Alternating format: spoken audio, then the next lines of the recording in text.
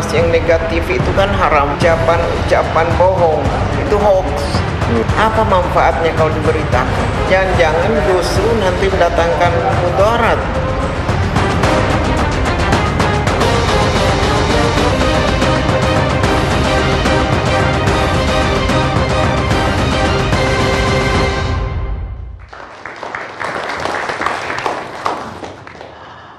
Pemirsa, kita masih dalam diskusi awal haram Sarasen. Saya ke Akbar Faisal dulu, Partai Nasdem. Jadi habis PSI Nasdem. Ya, terima kasih Pak Karni, lama juga baru hadir di ILC lagi. Saya tidak akan menyebut terlalu banyak Nasdem di sini, meskipun Grace tadi menyebut 7 kali PSI ya, nggak apa-apa. Nggak apa-apa, dia partai baru, ya. Ada partai lama, jadi sekali aja cukup.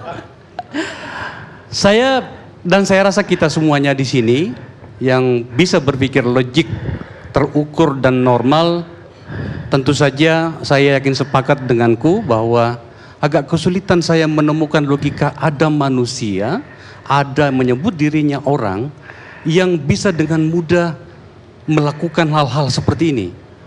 Menciptakan, memproduksi, apalagi menjadi sebuah pabrik kata-kata yang kemudian menyebarkannya, dan itu kemudian memaksa kita untuk betul-betul awas dengan sekitar kita. Sayangnya bahwa hari ini goyah betul kita sebagai sebuah bangsa. Goyah betul. Coba kita lihat tadi di atas meja ini saja. Betapa, karena saya anak tentara nih, betapa Pak Ampi, mohon maaf saya panggil Pak Ampi, senior saya, Mayor Jenderal. Seorang tidak gampang loh menjadi jenderal. Bintang 2 menyerahkan kepala kepada negara yang kita sebut di dalam militer Sabta Marga dan Sumpah Prajurit, untuk kemudian terjebak atau berada dalam situasi yang membuat dia menjadi marah betul, karena ini menyangkut soal kehormatan. Orang akan melakukan apa saja untuk menjaga kehormatannya. Terlebih lagi kalau kehormatan itu memang dia jaga. Lain cerita kalau memang dia bukan seorang yang punya kehormatan. Nah, saya ingin memulai dulu dengan melakukan sedikit riset dan berbagai informasi dari para pihak tentang Saracen ini sebagai sebuah organisasi. Jasriyadi atau siapapun namanya, dan Sri Rahayu tadi itu boleh mengatakan apa saja, dan bapak-bapak polisi ini saya ingin mengucapkan terima kasih, Bang Martinus, Pak Irwan, dan seluruh jajaran. Ini baru saja terbentuk sebenarnya cyber divisi cyber Polri ini baru saja terbentuk. Saudara Brigjen Pol Fadil Imran sebagai komandannya, seorang polisi cemerlang angkatan 91, dan hasilnya ini sekali lagi saya ingin mengatakan terima kasih. Anda menyelamatkan kita setidaknya lebih dini tentang potensi kehancuran yang diakibatkan oleh hal-hal yang seperti ini. Pak Menteri, saya tahu dan saya yakin Anda berkoordinasi dengan Polri, maka kemudian hal ini bisa terbongkar. Saya ingin berbicara dulu tentang Saracen, supaya lebih komprehensif kita melihatnya. Organisasi ini saya menyebutnya organisasi karena untuk sementara tentu saja saya harus menggunakan format dari apa yang telah ditemukan oleh kepolisian yang dijelaskan tadi oleh Pak Kombes Irwan, perwira polisi angkatan 94, Akpol, dan jangan terlalu banyak bala. Saya selalu lengkap Bang Karni kalau seperti itu supaya tidak dianggap hoax juga. Organisasi ini beroperasi sejak November 2015. Teridentifikasi, saya langsung pada Saracennya sendiri, oleh operasi patroli cyber Mabes Polri pada tanggal 21 Juli 2017. Tadi sudah disampaikan oleh Pak Irwan, saya mencoba merefresh lagi. Ditangkaplah saudara Faisal Tonong di Koja, Jakarta Utara. Dia ditangkap ketika teridentifikasi dan terdeteksi dia memposting setidaknya 3. Nanti saya akan jelaskan di sini. Setidaknya 3 hate speech, Pertama adalah dia menuding Kapolri mengadu domba antara HTI dan Banser. Nanti saya tampilkan. Yang kedua, dia juga menulis tentang 27 indikasi bahwa Jokowi adalah PKI. Luar biasa kan gitu. Sebelum saya terlewatkan, saya mohon maaf saudara John Ru, saya tidak mengenal Anda, tapi Anda sangat terkenal. Kalau Anda tadi mengatakan bahwa tangkaplah orang-orang itu, saya setuju kalau memang itu harus diproses Pak Polisi. Tolong, saya lihat tadi Anda sudah mencatat-catat, tolong diproses itu. Tapi saya mau bertanya, apakah benar Anda pernah memposting juga di Facebook Anda? Ini karena menyangkut soal Jokowi ini. Anda mengatakan bahwa Jokowi adalah satu-satunya calon presiden yang belum jelas siapa orang tuanya. Sungguh aneh, untuk jabatan sepenting presiden begitu banyak orang yang percaya kepada orang yang asal muasalnya serba belum jelas. Apakah betul pernah Anda memposting ini? Iya benar Pak. Benar ya? Benar. Nah, monggo silakan Pak Polisi, ini adalah pengakuan. Pak John Ru dan saya sedih karena kebetulan saya bagian dari tim inti Pak Jokowi pada saat itu dan juga di tim transisinya merancang pemerintahan ini. Saya tahu betul siapa ibunya Pak Jokowi. Tahu betul. Saya sedang mencoba untuk menahan diri untuk tidak marah di tempat ini. Saya bisa membayangkan bagaimana kalau ibunya saudara John Ru dihina seperti ini, atau Pak, saudara maaf, Pak Jokowinya. Itu bukan menghina Pak. Kan gini Pak, maaf ya. Saya Pak Karni, saya tidak sedang ingin dipotong oleh saudara ini. Dia sudah mengakui tadi menghina seseorang. Silakan Pak Polisi. Saya tidak bilang menghina, saya mengatakan saya menulis itu benar gitu Pak. Saya tidak mengatakan saya menghina. Bapak yang menuduh saya menghina. Oh, ini bahasa ini bukan menghina bagi Anda? Bukan menghina itu, bukan menghina. Menuduh. Bapak, saya ya Allah, semoga saya Tunggu. Ya. Penjelasan ada apa dengan Pak, Bapak mengatakan John Ru mengaku menghina, saya tidak ada mengaku menghina. Itu Anda udah bantah. Tapi dari kalimat yang tadi dibacakannya penjelasan Anda apa? Saya hanya mengatakan benar, saya menulis itu, titik, udah sebatas itu aja gitu. Itu tidak menghina. Menurut Anda itu menghina atau tidak? Sama gini Pak. Sama seperti enggak Anda jawab ini. Gini, menurut Pak. Anda kalimat ini menghina atau tidak? Saya minta tidak terlihat. Bukan ini Pak. Saya bagaimana seorang presiden diperlakukan seperti ini? Ya, tapi jangan terlihat. Memang kan sudah banyak orang yang sudah mempermasalahkan itu Pak. Itu kan pro kontra sampai saat ini. Contohnya termasuk juga usia ibunya Jokowi. Enggak, gitu ini loh. Pak Polisi, sorry Pak Karni. Ini sudah terlalu jauh. Saya mohon disaksikan oleh seluruh orang, tolong diproses manusia ini. Saya tidak takut. Saya tidak takut. Oke. Silahkan diproses. Monggo, silakan. Anda boleh takut atau tidak, tapi Anda mengaku di depan ini loh. Ya nggak apa-apa sih, sudah. Oke, saya lanjutkan. Terus kemudian saudara Faisal Tonong itu diproses karena tadi yang disampaikan tadi ada sebuah fotonya Pak Kiai Haji, orang yang sangat kita hormati ya. Pak siapa namanya? Ini tolong ditampilin saja teman-teman TV One.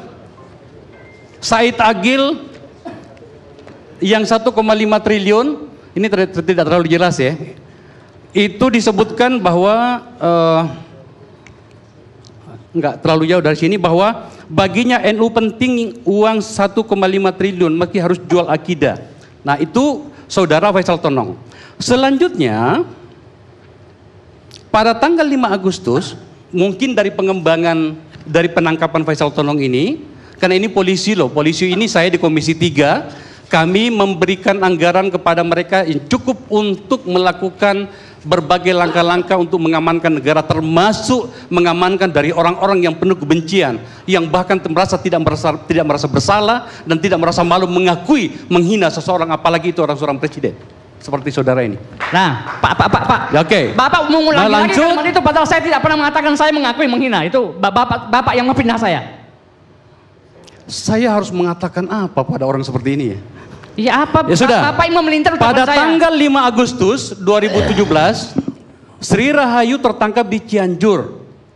Menurut data dari pemeriksaan itu, dia juga memposting ujaran kebencian. Misal ada sebuah gambar disebutkan di situ Pak Jokowi, presiden kita yang terpilih secara sah. Itu gambarnya kemudian ada tertulis di bawahnya itu J, kepanjangannya apa? Ketika dibaca dari atas itu tertulis Jongos.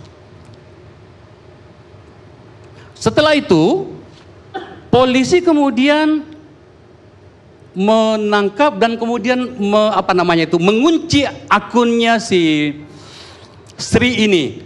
Nah, pada saat itulah terbaca bahwa akun itu kemudian dihidupkan lagi. Tadi saudara Jasriyadi yang diwawancara oleh Pak Karni by live dari sana gitu, entah dari mana, itu mengakui bahwa dia punya kemampuan untuk menghidupkan kembali akun-akun yang telah dimatikan atau sejenisnya, kira-kira seperti itu. Maka pada saat itu muncul kalimat begini, akan muncul Sri-Sri yang lain. Dari situ kemudian pengembangannya lari ke didapatkanlah saudara Jasriyadi. Di tangan Jasriyadi inilah kemudian ditemukan disita laptop dan HP. Dari situ kemudian ditemukan sebuah struktur organisasi yang sayangnya saya nggak ngerti bagaimana prosesnya, dan itu sudah dibantah tadi oleh orang-orang yang kita hormati di sini, Bang Kiflan Sen, orang yang saya hormati, dengan Bang Ampi, yang merasa mengatakan saya nggak ngerti apa-apa dengan organisasi itu. Biarkanlah proses hukum yang akan bekerja nantinya. Tapi yang saya jelaskan ini adalah bagaimana formulasi kasus ini terbongkar, agar kemudian kita terselamatkan di masa depan. Itu ditemukan bahwa ada penasehatnya yang juga sampai Bang Egi juga ada namanya di situ kan gitu ya. Terus kemudian Dewan Pakar, Ketua Sekretaris Bendahara, dan Korwil-Korwil. Hebatnya sudah punya Korwil. Sebenarnya kalau dengan kacamata penyidik, dari penjelasannya si Jasriyadi tadi sudah bisa kita tangkap bahwa dia pernah ke Jakarta, kemudian menghadiri sebuah rapat akbar. Untungnya dia tidak bilang rapat akbar Faisal, kan repot saya kalau kayak gitu kan. Nah, selanjutnya kemudian itu dibongkarlah di situ. Identifikasi kepolisian mengatakan bahwa ternyata ada hubungan antara orang-orang ini dengan seorang yang bernama Rizal Kobar. Rizal Kobar ini kalau tidak salah adalah sudah ditahan, dan saya nggak tahu apakah sudah dijatuhi hukuman, dulu terlibat pada kasus makar. Ya, kasus makar ya. Kebencian, kebencian. Saya mohon dimaafkan. Nah, dari situ kemudian terbaca bagaimana sebenarnya organisasi ini bekerja. Nah, untuk itu Pak Karni sebenarnya saya tampilkan ini modusnya dan peranannya ya. Ada konsultan dan segala macam. Lanjut. Ini sasaran dan motifnya. Jadi ada sasarannya adalah pemerintah, pejabat publik, tokoh masyarakat, dan kelompok tertentu. Di sana ini mereka sedang menunggu sebenarnya kue besar bernama pilkada, Bang Karni. Karena ada harganya. Tadi disebutkan oleh Pak Polisi itu, Pak Kombes Irwan mengatakan bahwa 72 juta itu terbagi untuk 1 bulan, paket 1 bulan. Itu dibayar untuk buzzer 15 orang itu masing-masing 3 juta per buzzer. Pembuatan website 15 juta, juga biaya-biaya untuk media saya nggak ngerti media apa maksudnya, apakah kewartawan dan segala macam saya nggak ngerti, dan juga biaya operasional. Nah, mereka menunggu, ini kan persiapan pilkada serentak tahun 2018, Bang Karni, bulan Juli. Nah, di situ mereka menunggu sebenarnya untuk panen. Bacaan saya sebagai bahan di akhir dari penjelasan saya, bacaan saya sebenarnya organisasi ini kelihatannya 2 motif. Pertama, ekonomi. Ada uang di situ. Karena itu mereka memperjualbelikan. Kalau 500 akun itu harganya cuma Rp5.000. 5.000 akun 25.000. 1 juta akun itu bisa seharga 25 juta. Untuk kepentingan. Jadi misalnya Bang Karni gini, punya order sama saya. Saracen, nah ini, Saracen kamu tolong produksi head speed, saya bayar ya untuk 1 bulan. Untuk 1 juta account ya, untuk targetnya 25 juta gitu ya. Seranglah Akbar Faisal. Habis saya. Hanya untuk seperti ini. Jadi betapa jahatnya sebenarnya. Yang kedua, alasannya, nah ini yang paling berbahaya. Kelihatannya orang-orang ini, masih muda-muda kan kita lihat ya. Ada unsur senang-senangnya. Karena bisa IT, memahami IT, coba kita lihat. Tadi si Jasriyadi itu bisa membajak akun. Dan kebetulan banyak orang yang membaca bahwa ini adalah sebuah kepentingan, apalagi mau pilkada nih. Maka untuk itu Pak Karni menurut saya, syukur alhamdulillah terbongkar semua ini. sekaligus ingin memberitahukan sekarang ini Saracen sudah berubah nama menjadi NKRI Harga Mati. Ya, NKRI Harga Mati. Sebenarnya banyak yang seperti ini. Tetapi apapun namanya, saudara-saudara sekalian, saya berharap bahwa ini pembelajaran yang luar biasa bagi kita. Ini bayangkan saja kalau kemudian ini tidak terbongkar. Dan saya yakin ini bukan satu-satunya organisasi ini, Pak Karni. Nah, untuk itu terima kasih kepada kepolisian dan kepada pemerintah, dan terkhusus orang yang merasa tidak menyebarkan kebencian meskipun sudah menggunakan bahasa seperti itu tadi. Saya cuma ingin mengatakan begini kepada Anda, siapapun Anda, termasuk kepada saudara Yondru. Saya rasa saya kehilangan bahasa untuk menerjemahkan siapa Anda sebenarnya. Terjemahkan sendiri kalimat saya.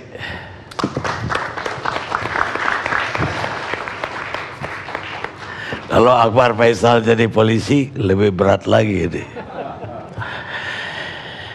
Kegelapan tidak bisa kita perangi dengan kegelapan. Hanya terang yang bisa mensirnakan kegelapan. Kebencian tidak bisa kita perangi dengan kebencian. Hanya cinta yang bisa memerangi kebencian. Martin Luther King.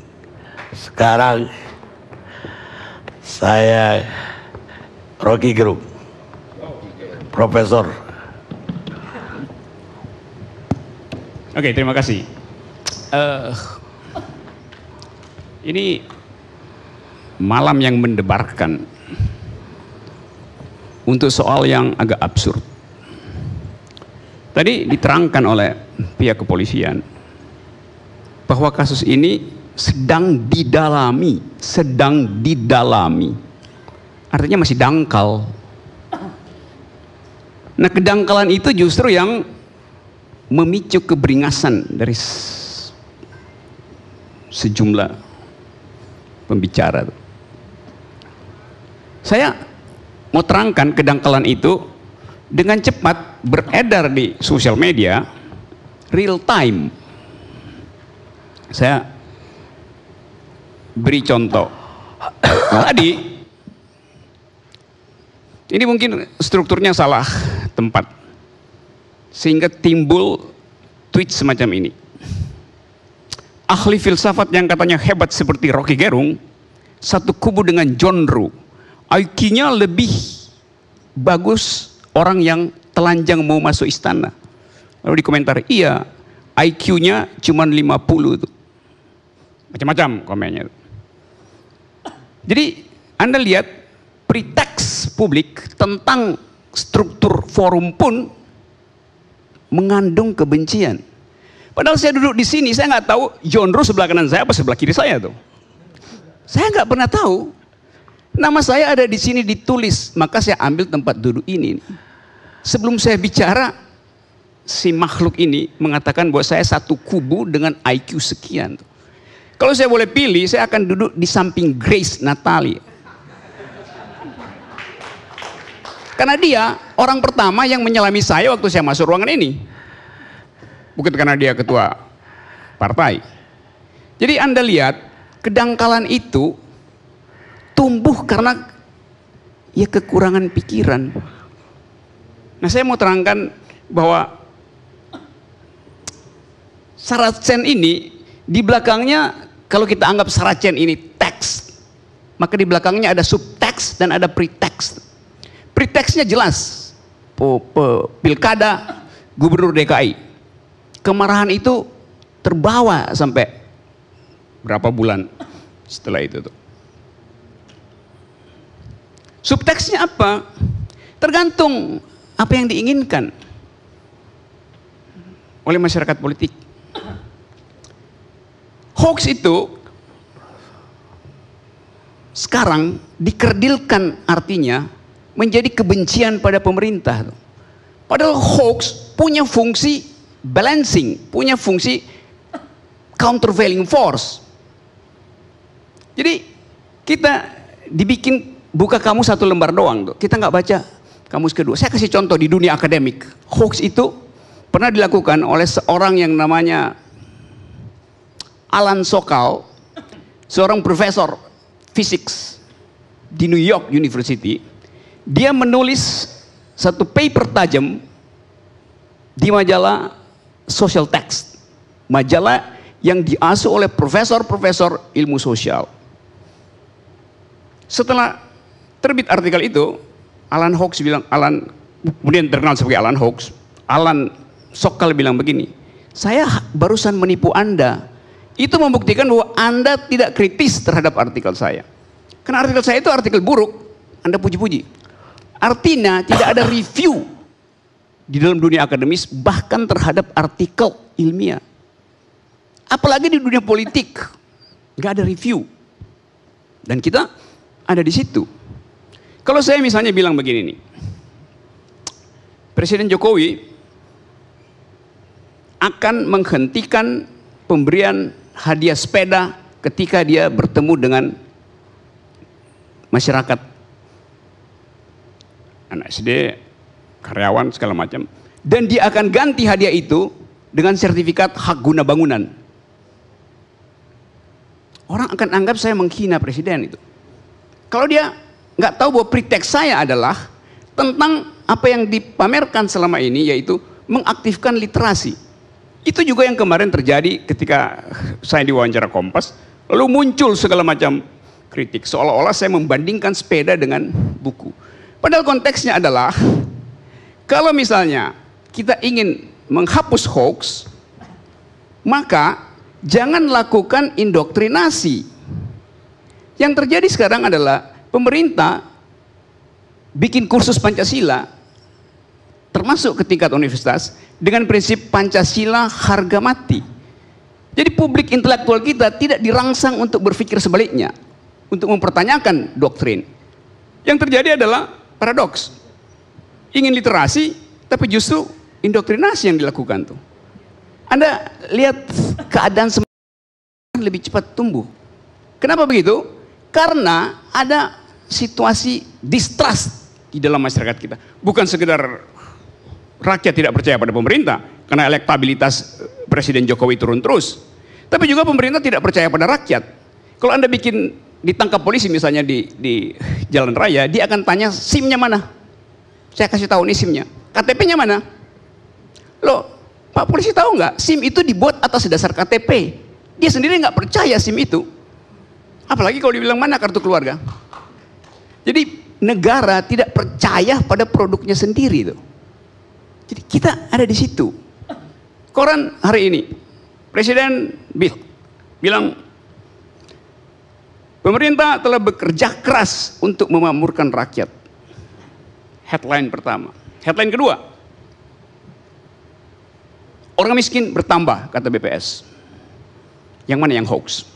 Gak mungkin dua-duanya benar. Jadi kecerdasan kita untuk melihat mana yang hoax dan mana yang bukan terletak pada kemampuan kita untuk meningkatkan akal sehat kita. Dan negara nggak menyelenggarakan politik akal sehat. Kalau saya kritik pemerintah, akan dibilang begini, sebaiknya Anda berkaca diri dulu, lihat Anda sendiri sebelum mengkritik pemerintah. Loh, pemerintah kalau dikritik itu urusan publik, kesalahan saya urusan privat. Jadi menggabungkan itu mengacaukan apa yang disebut fungsi kritik di dalam masyarakat demokratis. Kita ada di dalam suasana itu. Seharusnya keadaan semacam ini bisa ditertibkan dengan satu editorial di dalam pers nasional misalnya. Tapi kita nggak lihat ada editorial bermutu tumbuh di dalam rapat redaksi, sehingga publik nggak punya pegangan. Nah, dalam masyarakat yang nggak punya pegangan, yang terjadi adalah kirim mengirim kebencian. Itu sekarang yang terjadi. Tapi saya menganggap bahwa masa ini harus kita lewati dan perbanyak produksi hoax lebih bagus agar supaya ada kontrol terhadap monopoli informasi dari pemerintah. Jadi kalau misalnya berita di dalam media massa yang diproduksi oleh pemerintah itu dipercaya 100%, hoax nggak akan muncul. Saya Orde Baru misalnya, Bina Graha, Sekretariat Negara, kedap informasi. Nggak mungkin orang tahu berita dari dalam. Tapi kalau sekarang, saya bisa tahu apa isi pembicaraan di Binagraha, di Seknek. Hoax bisa diproduksi dari situ. Dengan mudah kita tahu. Jadi ini, sistem ini harus kita perbaiki dengan meningkatkan kapasitas otak warga negara. Itu artinya, buat literasi, hentikan indoktrinasi itu. Jadi, kacau pedagogi publik kita. Yang kedua adalah, kalau kita layani kebencian itu, bagaimana kita mau memproduksi sesuatu kalau kebencian itu diproduksi oleh akun-akun anonim. Karena itu saya nggak pernah marah kalau dibilang dimaki setiap hari, saya nggak pernah marah. Karena saya anggap mereka, kalau dia bilang saya IQ-nya 50, saya bilang kalian IQ-nya 200. Digabung satu kolam. Biasa aja dengan retorika semacam itu. Toh itu bukan delik. Jadi sebetulnya di dalam hoax itu juga kita belajar tentang logics, retorics, estetik di dalamnya. Tapi kalau kita mulai dengan semacam sentimen kemarahan, maka benar kata Effendi tadi, negeri ini dibikin tegang karena kita nggak pernah mampu membuat metafor. Kita nggak pernah mampu menghumorkan, memparodikan, membuat satire tentang hal yang, yo ini masalah besar. Iya, masalahnya besar. Tapi kedangkalan itu justru mengunci akal pikiran kita. Jadi kalau ditanya apa solusinya, gampang. Naikkan IQ Anda dan hoax akan turun. Terima kasih.